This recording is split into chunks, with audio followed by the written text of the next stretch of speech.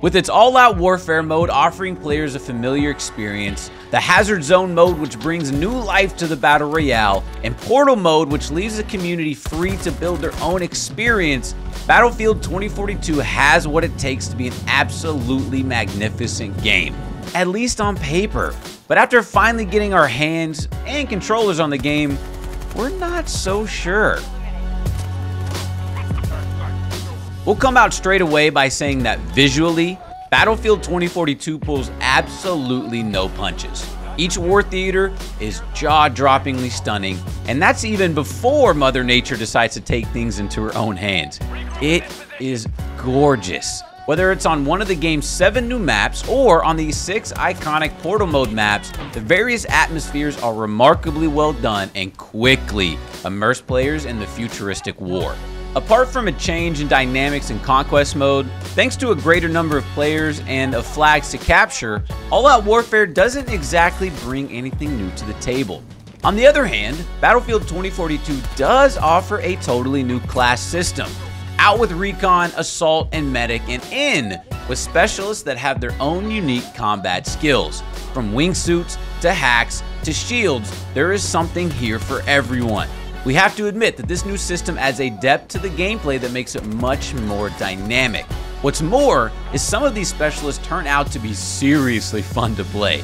We especially like Sundance with their wingsuit and McKay with his grappling hook.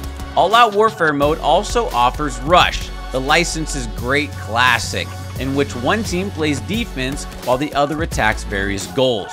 This futuristic Rush drops 128 players in at once. 128 players playing for 2 goals. That's right, this mode is absolute carnage. Where Battlefield 2042 does do things really well is in its Portal mode. To make a long story short, in Portal mode, players can create customized games using Battlefield 1942, Battlefield Bad Company 2, Battlefield 3, and 2042. Everything from weapons to vehicles to game modes is customizable. You get the picture. The game mode offers absolutely limitless possibility to the Battlefield community, from seriously fun modes to very competitive ones. Looking for a search and destroy mode in the Nashar Canals? You've got it. A Valparaiso infected mode? Coming right up. We're really looking forward to everything this is going to give us. With Portal, Battlefield 2042 has really brought their best game. And if it lives up to its potential, Portal could be Battlefield's ticket to long-term survival. And then, finally, there's Hazard Zone, a kind of battle royale in which you can clearly see the influence of Escape from Tarkov. In a team of 3, you've got to recover data that's scattered around the map, all before beating a retreat on board a helicopter. The mode emphasizes strategy. Each risk you take could prove to be your last. Everything you do manage to export is converted into money, which you can use to get better equipment once you're back in the game. Hazard mode is going to be perfect for all you competitive players out there. All that said, Battlefield 2042 isn't the masterful opus we were all hoping for. Or at least, it isn't yet. At the time this review is being written, the game is still overrun with bugs of all kinds. Cars that run into walls, visual bugs, weapons that don't reload. There's enough of these to make an entire compilation video. And unfortunately, bugs aren't the only problem here. There's a dearth of weapons in the all-out warfare mode that quickly makes itself felt. The game only offers 4 assault rifles, 2 LMGs, and 3 secondary weapons.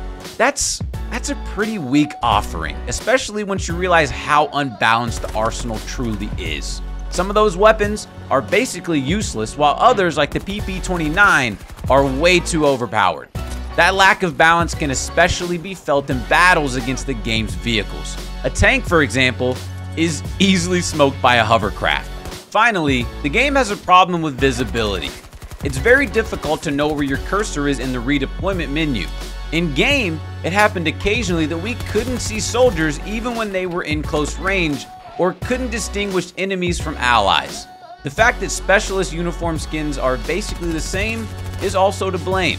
There's nothing more than a small green dot or light on your back to differentiate.